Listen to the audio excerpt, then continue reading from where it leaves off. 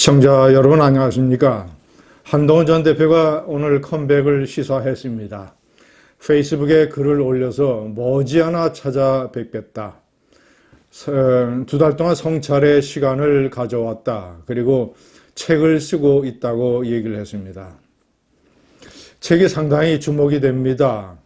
아마도 가장 핵심적인 내용은 윤석열 대통령과의 관계가 될 것입니다. 그리고 지난 총선 때 명품백 사건을 둘러싼 김건희 여사 부부와의 갈등, 그리고 이 탄핵 사태 때 초기에 본인이 계엄 해제를 요구하고 계엄에 반대하고 그 이후에 윤석열 대통령의 자진 하야를 유도하는 노력을 어떻게 했는가, 윤석열 대통령이 이것을 어떻게 배반했는가, 그래서 자신이 왜 다시 탄핵 쪽으로 돌았는가, 그래서 결국 당대표에서 물러나게 된 과정까지도 밝힐 것으로 보입니다.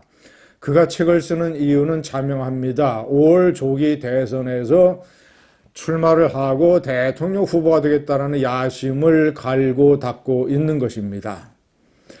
시청자 여러분, 이번 5월 조기 대선 저는 분명히 얘기를 했습니다. 계엄 초기서부터 윤석열 대통령은 8대 0으로 탄핵될 것이고 구속될 것이고 3월 달에 결정이 이루어지게 되면 5월 달에 조기 대선이 실시가 된다.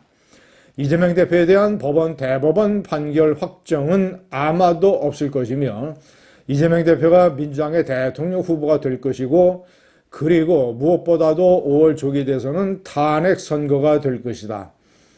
헌법재판소에서 윤 대통령을 탄핵하기 때문에 8대 0으로 탄핵을 하면서 자세하게 탄핵의 내용, 이유를 밝히게 되기 때문에 다시 한번 윤석열 대통령의 계엄이 얼마나 잘못됐는가가 선거의 가장 핵심적인 쟁점이 될 것이다. 그래서 5월 대선은 탄핵 선거이고, 그래서 국민의힘에서 조금이라도 싸워보려면 탄핵에 찬성한 후보를 내세워야 된다. 홍준표 대구시장이나 김문수 노동부 장관 같은 탄핵 반대 후보를 내세우면 100% 필패이다. 최근에 탄핵의 찬성 반대 여론, 이런 것들이 조금 좁혀지고, 그리고 정권 재창출과 정권 교체, 이런 것들도 격차가 줄어드는 것, 그리고 국민의힘의 지지율이 올라가고 이재명 대표의 지지율이 정체 상태라는 점 등, 물론 제가 여러 동영상에서 말씀드린 대로 거품이 껴있고 강경 보수가 과하 표집된 측면이 있지만, 어쨌거나 계엄 사태 초기보다는 상당한 변화가 일어나서 한번 대통령 선거를 전략을 잘 짜면, 후보를 잘 뽑으면 해볼 만한 선거가 되고 있다. 지뢰 이재명 대표가 승리를 해서 민주당이 정권을 빼앗아 갈 것이라는 것에 겁먹을 필요가 없다.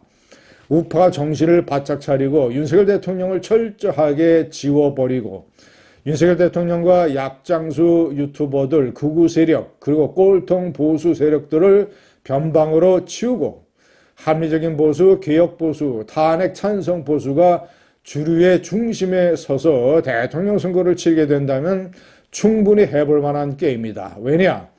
이재명 포비아가 있고 이재명 경계심이 있고 이재명 공포가 있기 때문에 이재명이 대통령이 돼서는 절대 안 된다고 생각하는 사람들도 많기 때문에, 특히 이재명에 대해서 긴가민가 불투명한 입장을 가지고 있는 중도 세력을 상당 부분 흡수를 하면, 그러면 국민의힘이 대통령 선거에서 이길 수 있는 가능성이 상당히 높아질 수 있다.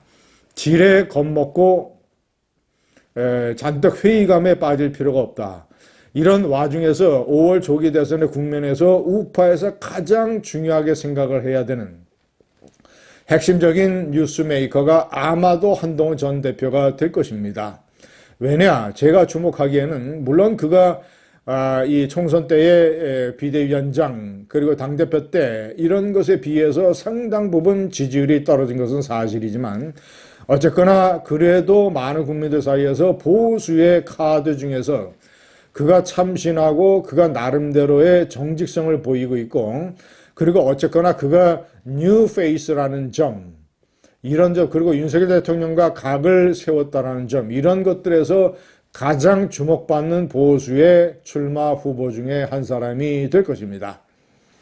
시청자 여러분, 그래서 제가 한동훈 대표가 아마도 대통령 선거에 출마를 최종 결심한 것 같습니다. 그러니까 머지않아 다시 찾아뵙겠다는 말을 하고 있는 것이죠. 이번에 한 대표가 실패를 하지 않냐고. 한 대표가 실패하면 보수가 실패하는 것이고 국민의힘이 실패하는 것이고 정권을 민주당에 내주게 되는 것입니다.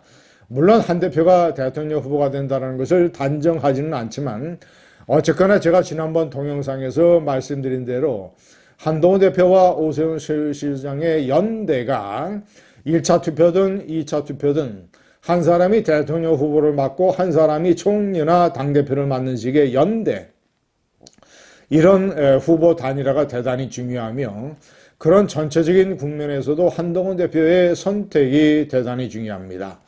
그래서 한동훈 대표에게 제가 오늘 주문하고 싶은 것은 첫 번째, 제가 제목에서 말씀드리는 것처럼 이제 단단해져서 돌아와야 됩니다. 첫 번째, 배신자 프레임을 정면 돌파해야 됩니다. 자, 강경 보수 세력이 한동훈 대표에게 씌우고 있는 배신자 프레임의 일말의 책임이 한 대표 본인에게도 있습니다.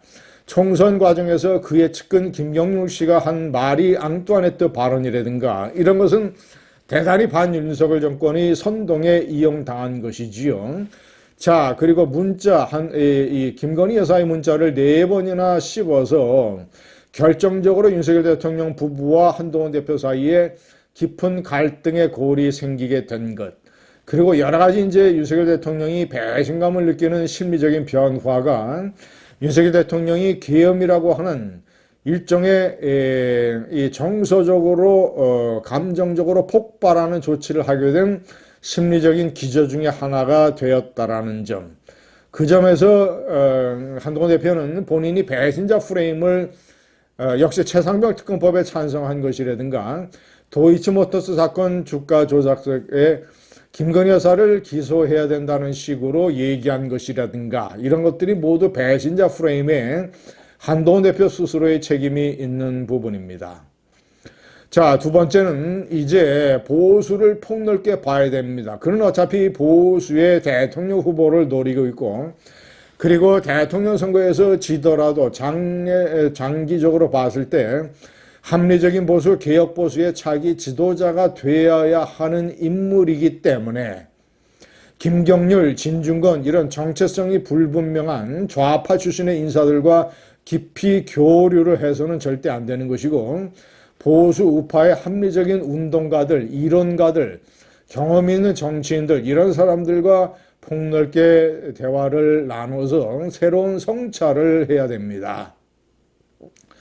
시청자 여러분, 이 마지막으로 이 한동훈 대표는 본인이 우파, 합리적인 보수의 우파의 새로운 지도자가 될 수 있다는 그릇을 보여줘야 됩니다. 이번에 탄핵 사태, 계엄 사태에서 그는 오락가락한 측면이 있습니다. 처음에는 계엄에 반대를 해서 18명을 이끌고 계엄 해제 요구 결의에 결정적인 기여를 했지만 그 다음에는 탄핵에 반대한다고 이상한 스탠스를 취했고 물론 이제 그것이 질서 있는 퇴진, 윤석열 대통령이 자진하야 이것을 본인에게 약속을 한 것에 속아 넘어갔다라는 측면이 있습니다만은 어쨌거나 왔다 갔다 했고 그 다음에는 또 탄핵에 찬성한다. 이렇게 했다가 또 탄핵 반대했다가 최종적으로 탄핵에 찬성을 하는 지도자로서 결기가 부족한 모습을 보였습니다. 그래서 그런 것들을 깊이 성찰하고 이제 어떻게 해야 되느냐, 이 전국의 핵심적인 문제를 분석 성찰하고 단단해져서 돌아와야 됩니다. 감사합니다.